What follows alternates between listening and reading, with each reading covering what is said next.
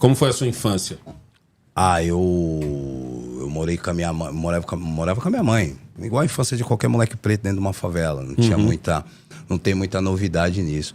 Mas chegou um momento lá que meu pai começou a ir mais pro álcool. Eu acredito muito que foi por conta, né? Eu visualizo daqui olhando, que foi por conta dele perder o emprego na época, ficou aposentado por causa de reumatismo, mas ele conseguia trampar. Só que o médico falou que não dava e tal, e aí a renda dele caiu. E minha mãe muito guerreira, 10 privadas num dia limpando, fazendo faxina aqui, faxina ali, a renda dela aumentou. E meu pai, em algum momento, foi pro álcool. E esse álcool começou a levar meu pai para um lugar de violência, mas era mais olhando para minha mãe, né? Então ele olhava muito para minha mãe. Então qualquer motivo que a minha mãe colocava, como se assim, tipo, o emprego da minha mãe gerou condições dela comprar uma cama de casal na Casa Bahia. Certo. Então isso incomodava muito meu pai. Meu pai ia pro álcool e voltava para tirar satisfação. E nessa minha mãe reagia. E aí eu fui convivendo com isso. E aí, quando eu cheguei numa certa idade lá, que eu acreditei que dava para mim, né? Eu comecei a proteger minha mãe. Então, quando tinha uma discussão, eu entrava na frente. Ô pai e tal, mas sempre de boa, nunca ameaçando e tal.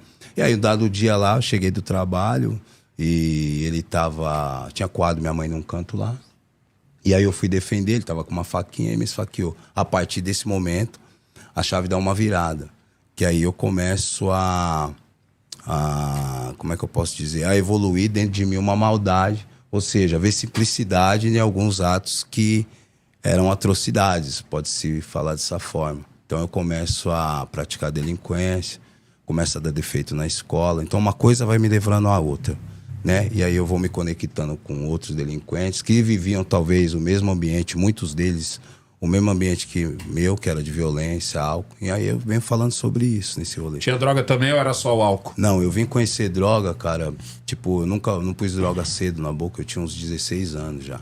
Quando eu experimentei droga, eu já viciei praticamente no crack. Porque eu conheci a cocaína, não foi uma coisa que me... Tipo, não curti, não foi uma coisa legal. Não é pra se curtir, não é isso que eu tô dizendo, mas tipo, foi uma coisa que me atraiu. E o crack me viciou em 2 tragos. Né? No segundo trago eu viciei. E aí eu dei um rolê muito louco nele. Né? Mas aí eu já tava com 16 anos. Dos 11 aos 16 aconteceu coisa pra caramba. Né? E aí eu tomei as facadas, depois meu pai quebrou minha cabeça. Aí teve várias coisas com meu irmão. Teve situações com a minha mãe. O seu irmão é mais velho ou mais novo? Meu irmão é mais novo que eu. Meu irmão ficou um ano... Você é o mais velho? Eu sou o mais velho. E aí todas essas paradas... E aí o que eu trago é assim, eu não tinha... Eu acredito muito que todo lugar hoje ainda acontece isso que aconteceu comigo. Né? A gente vê que hoje tem a internet, mostra, a gente às vezes assusta com o número. Mas já acontece, tem senhoras morrendo, tem cara que mata a esposa na frente do filho, né? Tá acontecendo aí, o número de feminicídio é enorme, né? É recorde em cima de recorde. Então não era diferente naquela época. Então quando eu saio pra rua, eu saio com o sentimento de que minha mãe aceitava aquilo tudo, né? Então eu começo a ter uma revolta sem causa. Até dela um pouco. Até dela. Eu começo a lidar com um sentimento dentro de mim de assim, tipo, poxa vida, mano, pedi pra nascer, né, velho? Pedi pra estar aqui. Aí, tipo, e aí as outras coisas, que era do cotidiano, então minha mãe saía pra trampar, pilhada. Voltava pilhada, então às vezes coisas que poderia ser resolvida de uma outra forma, era resolvida no sentido de um tapa e tal, e eu já tava sobrecarregado com um monte de situação e não tinha onde... Sua mãe era o quê? Minha mãe trabalha, doméstica. Doméstica. Pouca leitura e tal. Não que minha mãe tenha sido vilã no processo. O que eu tô dizendo é que a cultura da minha mãe na época era isso. É tapa mesmo na orelha, vão pra dentro, quebrou, tá moscando. Você tem quantos anos, negão? 50. 50, ó, eu tenho 45. Eu vivi um tempo que eu também apanhei muito na infância. A nossa geração foi normal. Nenhum dos meus filhos apanhou. Mas assim, você vê como é de coisa, de ideia pra ideia. Eu dou graças a Deus cada surra que eu tomei. Sério mesmo. Porque, tipo assim, eu às vezes olho o meu passado, olho as paradas que eu já vivia. Porque eu sempre fui o cara que... Eu sempre falo que tem 2 caminhos, tá ligado? O caminho do amor e o caminho da dor. Mano, quase todas as vezes na minha vida eu escolhi o da dor. Muito eu até... Quando eu trago essas óticas, eu trago pra você, tipo, entender o ambiente que eu vivia. Sim. Então, o ambiente que eu vivia... porque cada um lida Isso que é importante dizer. Cada um lida com os seus traumas, os seus gatilhos de uma forma. Então tem cara que vai pro álcool, tem cara que vai pra droga, tem cara que se enfia na escola, se forma, caramba, quatro, e vira um revoltado com aquilo que levou ele para aquele lugar. Então cada um vai para um lugar. Geralmente na periferia, o cara vai pro crime, porque eram as referências que tinha na época. Então quando eu trago tudo, eu gosto de trazer todos os ingredientes que eu vivia para a pessoa visualizar legal. Então, o que eu tinha na época na minha comunidade? Era uma rua de terra, que tinha uma igreja, que o cara da igreja não se parecia comigo. Então, sempre um cara mais claro, o dono do bar, um cara mais claro. Quem se parecia comigo? As pessoas estavam em ambientes marginalizados, ambientes de marginais. Então, eu começo a flutuar no ambiente onde tinham pessoas que se pareciam comigo. Porque na época, Pretão, essa é que é bom trazer, não existia pessoas que nem você, com a mente mais aberta, que troca uma ideia, que entende, que reflete. E é a situação de vários pais hoje e várias mães. A mente mudou, óbvio. A gente não vai olhar para trás e culpar a mãe da gente de nada, até porque era a cultura da época. O que eu tô dizendo é que o domesticar o ser humano, eu era um ser humano sendo domesticado. Então, quando alguém falava para mim, olha, é boa noite, quando escurecer você dá boa noite, eu tô aprendendo. Então, eu pego aquilo como lição e começo quando escurece. Olho para alguém e falo, boa noite, correto? Então, eu sou um filhote de ser humano sendo educado. Quando você tem um filhote de ser humano sendo educado e tudo que ele vê sendo resolvido em volta é na base da violência, o que você acha que ele vai ser?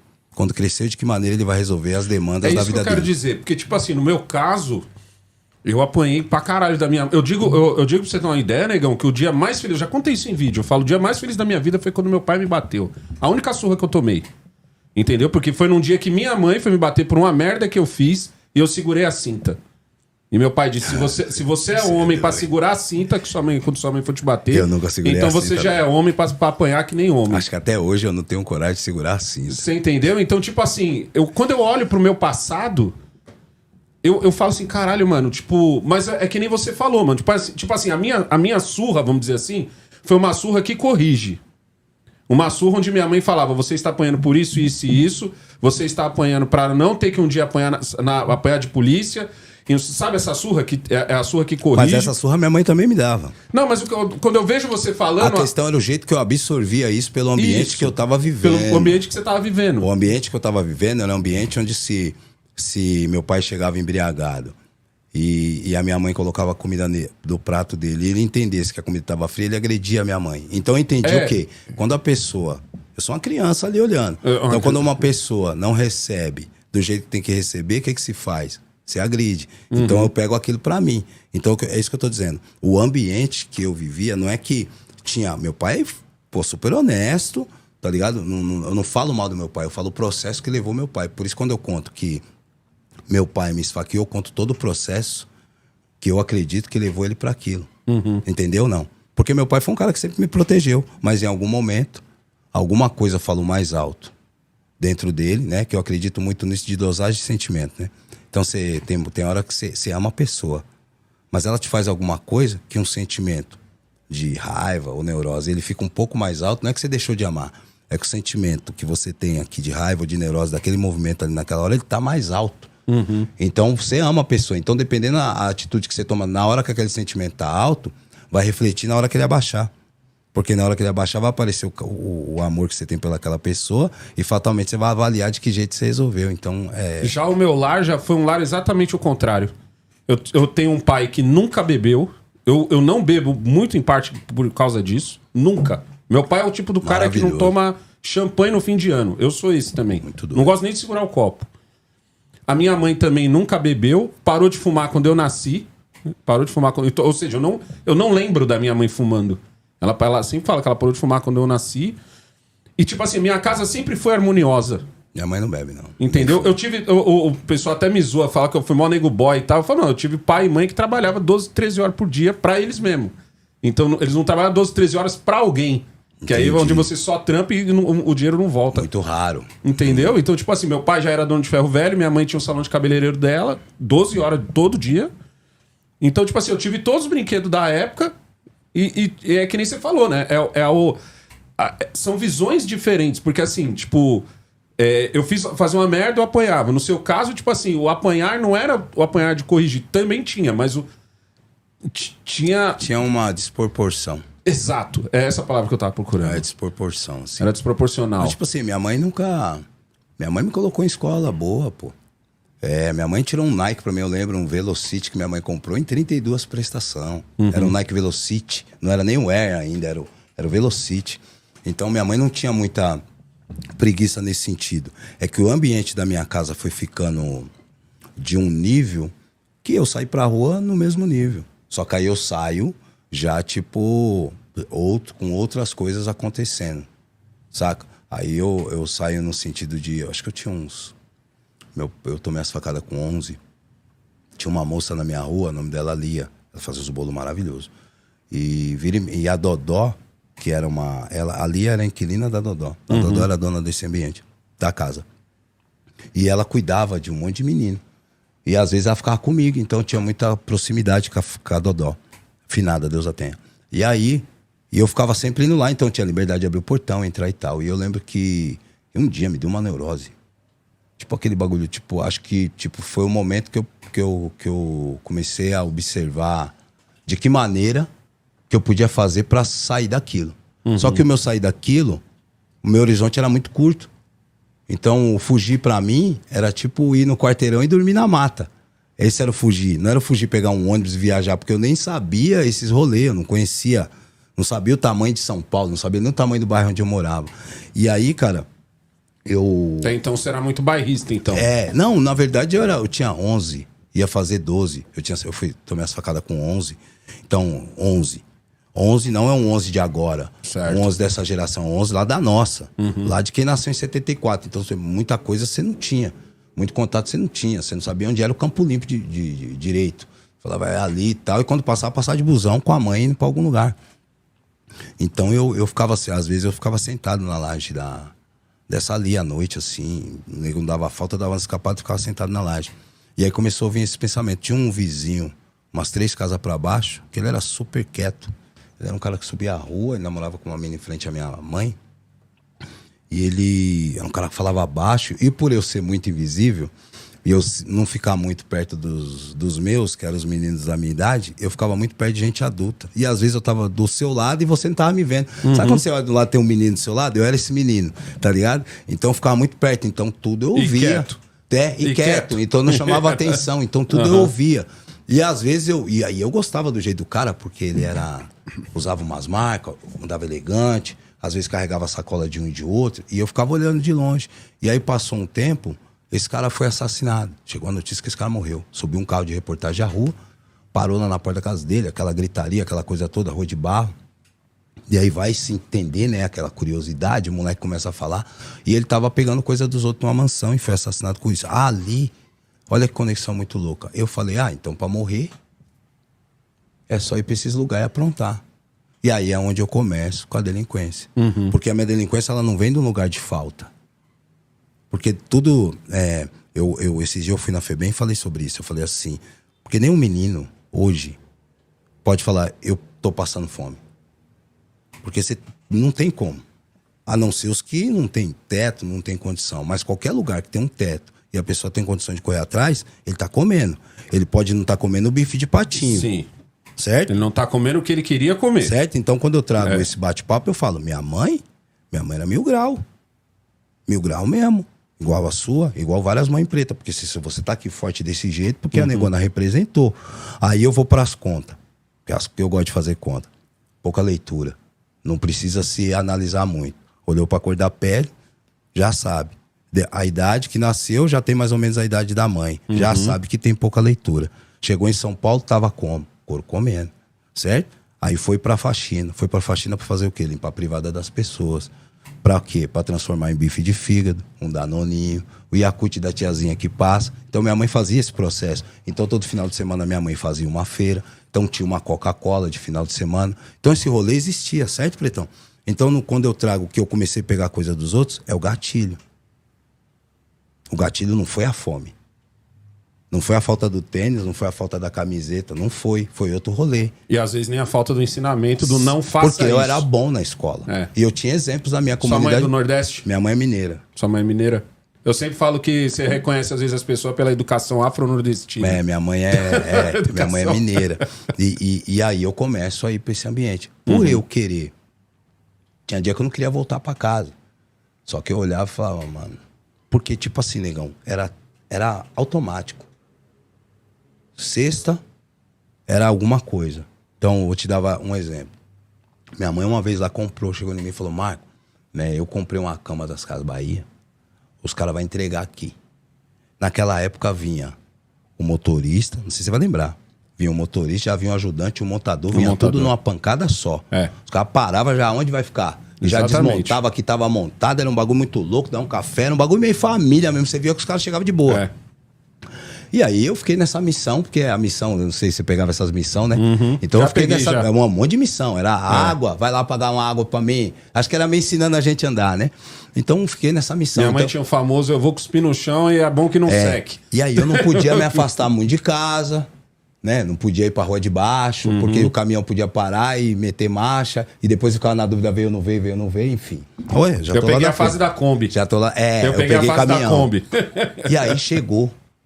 Tardinha assim, 5 e pouca para 6 horas, eu imagino. Não lembro o horário que eu não olhei, mas estava para escurecer. Chegou.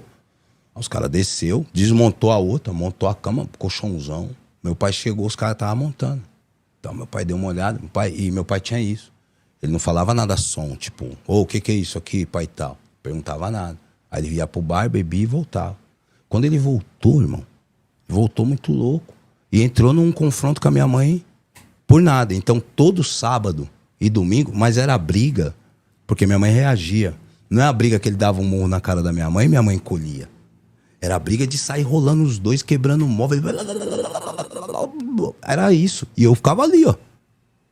Aí a vizinha, que era adventista, foi quando eu comecei a ter contato com a religião. Acho que foi a primeira religião que eu tive contato, assim, no sentido de começar a entender o rolê, né?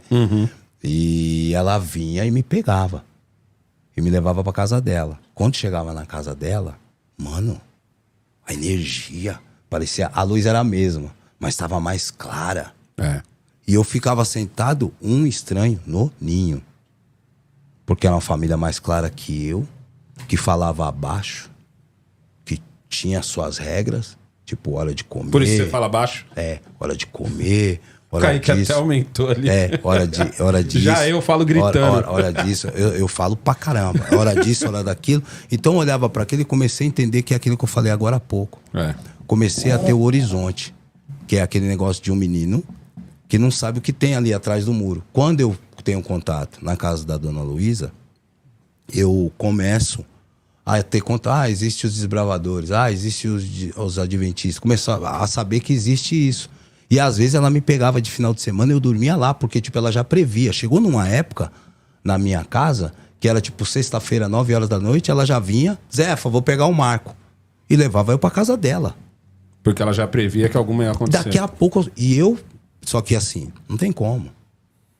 Quem morou em favela CDHU, quem não passou, viu essa situação. E posso te falar, não era, eu não me lembro assim na minha cabeça, minha mãe fala que a gente morou em barraco de alvenaria, mas eu não me lembro. Quando eu me entendi por gente, eu já vi bloco. Era 2 cômodos, vermelhão e tal, mas já vi bloco.